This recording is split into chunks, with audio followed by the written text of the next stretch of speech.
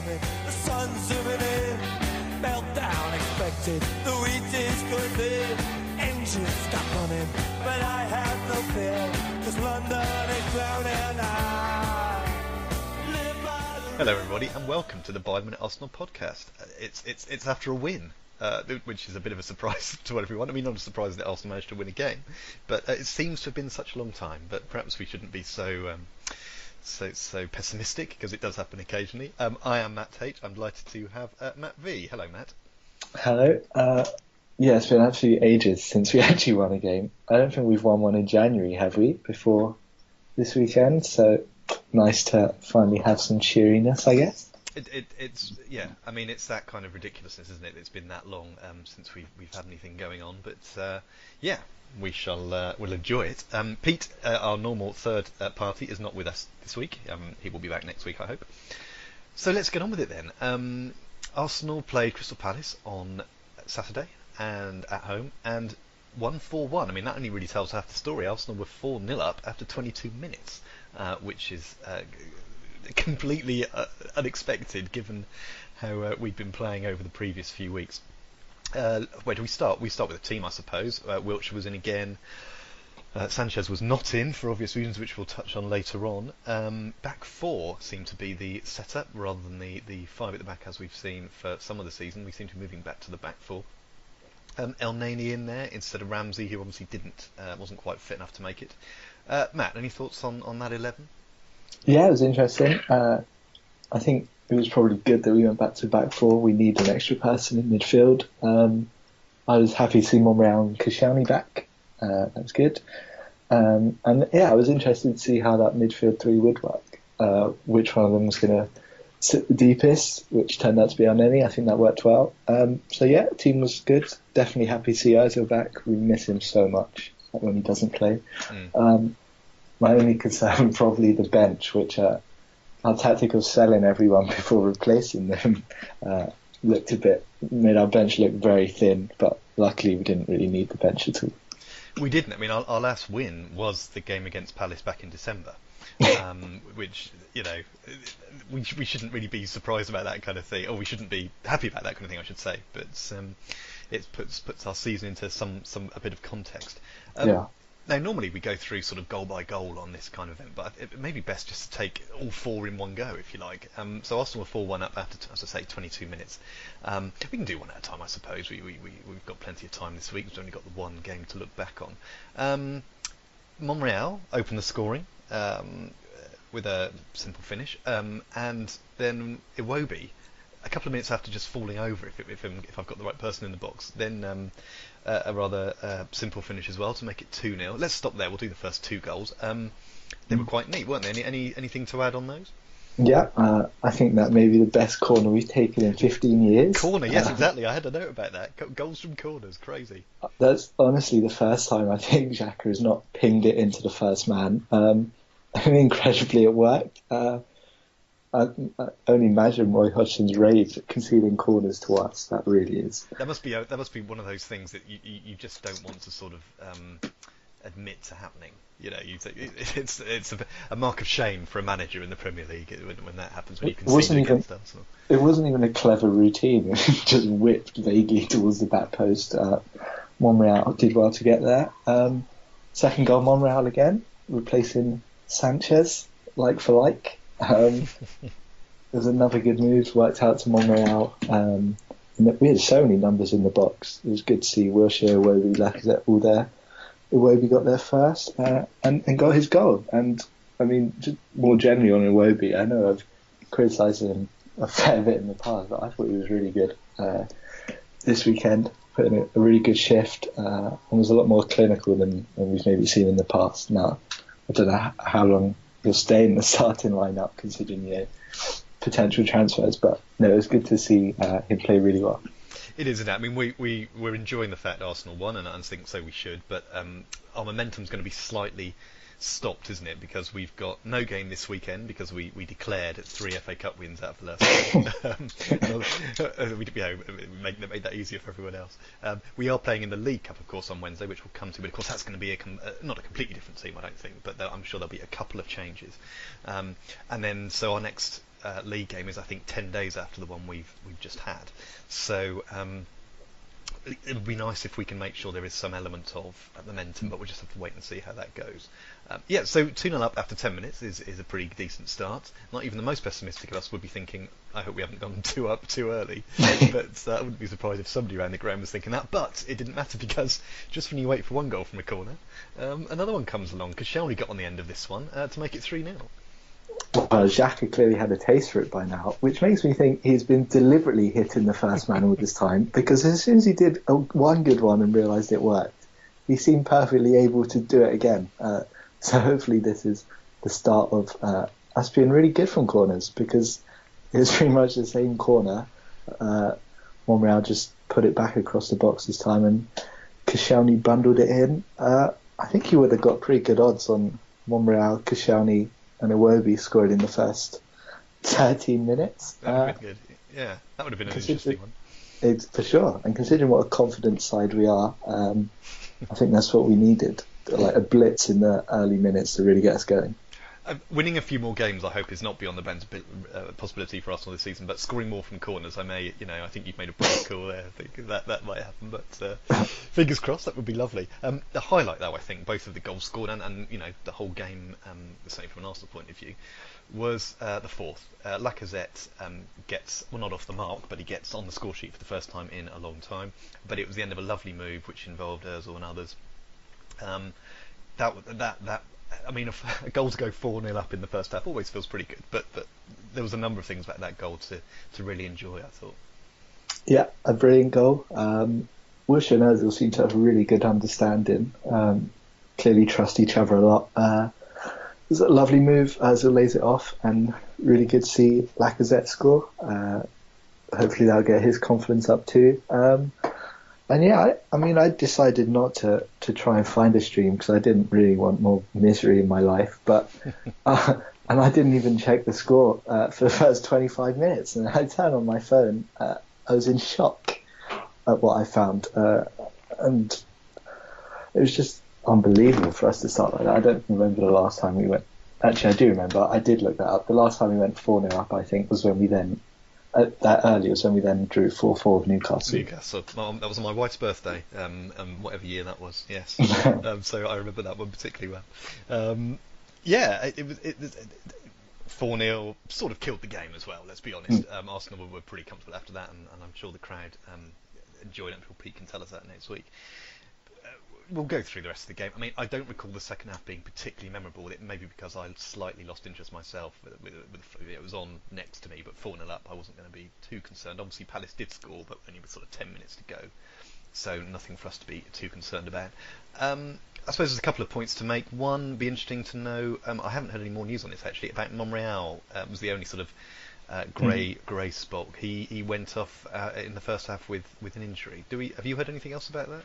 I think they said it was a precaution. I think he said his hamstring was feeling tight, and I guess when we're 4-0 up that early and he's just come back from injury, probably no need to risk it. So hopefully it is nothing serious, because it saw how good we were when he came back into the team. So I guess we'll see with that one. It's not often you can take a defender off after 34 minutes. And you've already been 4-0 up for 12 minutes. So I suppose yes, that would make sense, wouldn't it? He didn't look in huge discomfort or anything, did he? So fingers crossed he will be back soon. So yeah, second half we stayed in control of things, wasn't a panic. Palace didn't really offer very much going forward as far as I can remember. The only other thing I thought was worth note, and it might just be me, after one of the goals, and I can't remember which one it was, it might have been Arsenal's fourth goal, I reckon pretty much every outfield player apart from every player apart from the keeper was celebrating in one big hug, and I didn't know if there was anything that should be made of that, given the previous discussions we've had about players celebrating or indeed not with each other. Maybe it was just me. There did seem to be that sort of. I don't know if it was a particularly overt display or meant to be an overt display, but maybe it was just me just looking for something that wasn't there. But I thought that was of note, if nothing else. Anything else you spotted? No, I think for the fourth goal was when they all went into a huge hug. Probably relieved that they're no longer being abused by Sanchez on the pitch. Yes. I saw Lacazette was particularly hugging Ozil tightly. After a few weeks of having Iwobi and Welbeck behind him, I don't think he wanted to let Ozil go. It's an idea, isn't it? Yeah, that's quite a thought. Okay, we'll move on from that then, because I think 4-1, job done. We'll enjoy that. Not much more we can say at the moment. I've realised I haven't updated the prediction league, so I should do that now. I should be disappointed because I predict we all get a point for that basically because we all got the right result but not the right exact score. But at 3-0, I feel I should get more points because the pair of you had 1-0 and 2-1. Just because I was more positive, but unfortunately I'm hoisted by my own petard because it's my rules and I can't get any. So anyway, points all round there. Excellent. Right, well, a quick look at the where we are on the table. So, didn't really make a massive difference to where we were on the table. We are 8 points ahead of Leicester now, who have moved into 7th. We're still 3 behind Spurs. Or say we're 3 behind Spurs because they did drop a couple of points playing at Southampton. We are still 5 off the top 4, and that could be 8 because Liverpool play Swansea in a couple of hours. So we've sort of held position in the league table. I think we're agreed that top 4 is not impossible, but a tricky one. But at least we managed to not drop any points this week. I was surprised how close we were to Tottenham, considering what a mess we've been. For a fair few months, we're only 3 points behind them. I was stunned. It is quite. I mean, the draw for them yesterday obviously helped us in that sense. But yeah, we'd have still been 5 points even if they'd won. I don't know how that's happened. A Spurs fan might be able to tell us. I think there's obviously been potentially the odd issue with it playing at Wembley for some of the games, but every time I watch them, they look marvellous. So, yeah, their next 3 games are United, Liverpool, and us, Arsenal. So who knows? Again, I think we're getting excited. The dizzy heights of 5th could await. I know that does mean us beating Swansea, Everton, and Spurs. Very true. So we'll have to wait and see how that goes. Now, transfer activity. I wasn't going to mention anything about Sanchez and Mkhitaryan and what have you because I thought we'd wait till it was all confirmed, and also if we do it next week, it means Pete has a chance to chime in. But looking at the Arsenal website, I just looked on to check on the January form, and there's a big picture of Mr. Mkhitaryan there saying he's signed and Alexis has left.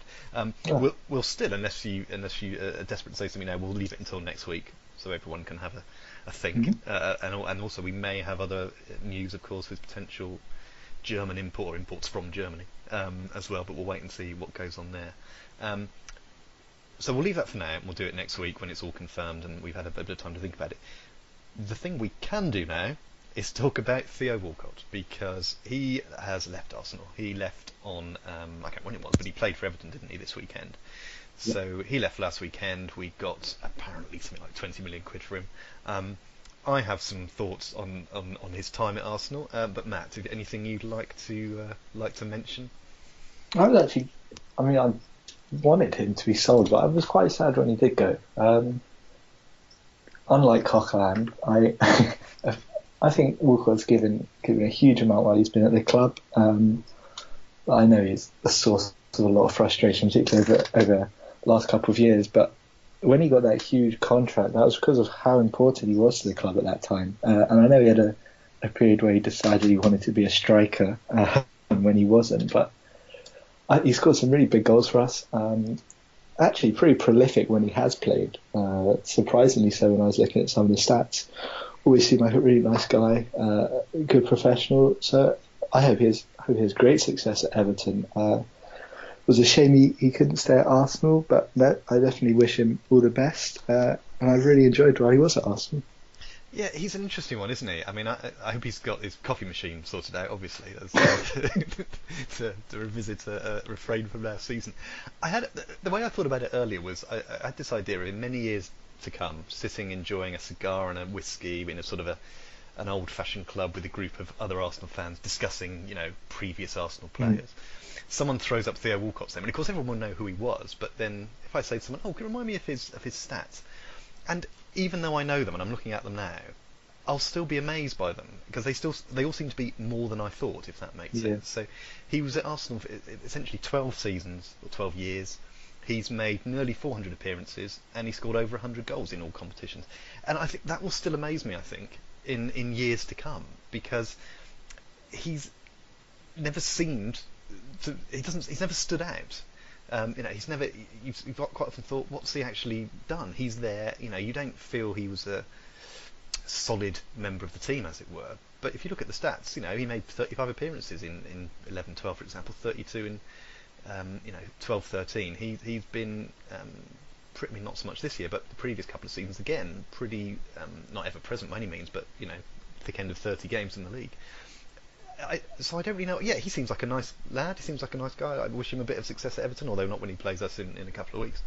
But it's an odd career, I suppose. Yeah. Maybe it's just that thing. You just get used to him when he's there, and when he scores, you're happy. But a lot of the time, maybe there's too many frustrations associated with it. Maybe there's too much of what could have been, and perhaps that's not just his fault. Perhaps that's the way the teams worked. And as you say, there was obviously that discussion, shall we say, about the position he wanted to play in and how that worked out. So, yeah, I wouldn't say it's a wasted career, because it's not. 400 appearances, 100 goals, and of course he's got a few honours to brag about. There's not a couple of FA Cups at least, not that much else. Oh, BBC Young Sports Personality of the Year in 2006. There we go. He's got that going for him. But yeah, I don't know. I won't say any more. His stats seem to me odd, even though I understand them, if that makes sense. He does. He did always, towards the end of seasons, especially when it came to new contracts or him being sold, he did usually go on very good runs then. So I don't know if he's padded his stats with hat-tricks on the last day against Villa or West Brom. I feel like with him, when we signed him as young as we did and he went to the World Cup at 16, I think that just placed so much pressure on him, and the assumption was that he had a huge amount of potential to fulfill, whereas, I don't know, maybe he didn't have that much more to improve. Maybe he was always just going to be someone really fast who wasn't hugely clinical, and final ball wasn't great, but when he got it right, he's obviously really hard to defend against just because of that pace. And I know he's had some injuries, but I feel like he hasn't really changed as a player from when he was 16. I don't think he's improved that much at all, which is probably why there is so much frustration. That's a very interesting way of putting it. Yeah, there hasn't been that growth that we might expect over that time. Okay, then. Well, good luck to him. And so we'll leave any other incomings and outgoings until next week, when it's all signed, sealed, and delivered. Because we'll have only played one game by then, and that is the game we play on Wednesday at home, the second leg of the League Cup against Chelsea, the semi-final. It was 0-0 in the first leg. We'll have to see what kind of team we play. Obviously, this is probably Arsenal's most likely chance of silverware this season. Matt, let's I'll get your prediction first before I give you mine and Pete's. A word on the game, if you like, and what we might see, and your prediction, please. Yeah, I hope we go as strong as possible, especially considering we'll then have a week off until our next game. I thought the formation at the weekend really worked, with three in midfield, El Neni or whoever it will be, sitting in front of the defence. I think we've really needed that. Too often we've sort of had the defence and then midfield pushing on and nobody really to link the two. So I think having that three-man midfield with a person just to solidify things would be ideal. I don't know if now Mkhitaryan's here. I assume he's cup tied, so probably won't see him. And I don't think Chelsea are very good, to be honest. I know they beat Brighton, but Brighton were awful. They almost went out of the FA Cup to Norwich. The good news for us is that Morata will be back from suspension, so hopefully he'll play. I think we can win. This is what happens. We win one game and I'm now convinced we're going to win everything. I think we're back. I will go 2-1 Arsenal. 2-1. Right. There we go. I'm going for 2-0 on the same kind of basis, really. I think Arsenal will put quite a strong team out. I think they may be that little bit more in the motivational sense. And also we don't have to worry, as you say, about the weekend, whereas Chelsea will be playing. Is that right? Yeah, they will be playing, won't they? Yeah. I haven't checked that. I've just assumed they weren't dirt enough to be eliminated in the third round. Yeah, I think we'll see a strong team. I think we're at home, and that should count for us a little bit. So I'm going for 2-0. It's a fairly boring prediction, but one that would get us through to Wembley if it came off.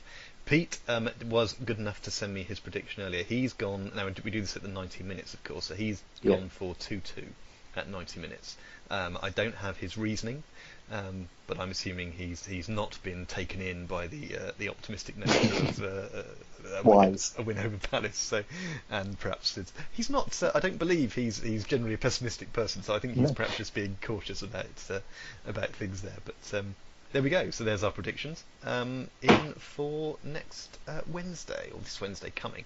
And then, as you say, then we don't have another game until the following Tuesday in Swansea. So quite a break for us. Right. Well, that's us done. It really takes some time out of this when there's only two of you and there's only a game, one to discuss and one to look forward to. So, Matt, any other thoughts on the Arsenal world, or should we? I have one more thing. Oh, please do. Well, this when was it? Saturday, I think, or it might have been Sunday. One night, I had the pleasure of watching Valencia, and lining up for Valencia were Gabriel and Coquelin. So, interested to see how they'd both be going on. Well, I wasn't disappointed. Gabriel was sent off. First yellow was for giving away a penalty for a handball, and the second yellow was 5 seconds later for abusing the ref and looking like he was about to throttle him. So he had to be then restrained and dragged off. Oh, really? Right. And Coquelin then got a yellow card, one of 9 yellow cards for Valencia, and he himself was very close to being sent off for dissent too. So it was good to see how they were both doing, and it looks like they haven't improved one bit. So it wasn't just us that was making them look clumsy and volatile. They were dangerous. It's always good to catch up with old friends in that way. Yeah, I'm just looking at it. It must have been, it was the 20th, so that must be Saturday night, I think. Yeah, so after 52 minutes, Gabriel was gone. Yes. And then I see they had another man off with sort of 3 minutes to go. Lost their heads. I wish I'd watched this game. It looked fantastic. It was all kicking off, literally. Brilliant. Oh, and just to rub it in, I see that Las Palmas, they were playing, scored from the penalty as well that Gabriel had given away. So okay, that really. Well, perhaps I'm not sure we should make it a regular feature, but the idea of occasionally keeping up with how we can check in. Absolutely. Hopefully, well, we'll have Walcott against us in a couple of weeks, so that'll be an easy one to check. But all right, well, thank you for that. That was an excellent little addition, given that we had a bit of spare time. So, Matt, I will say thank you very much for your company. Thank you very much. And thank you very much for listening, and we will be back with you next week. Take care. Bye-bye.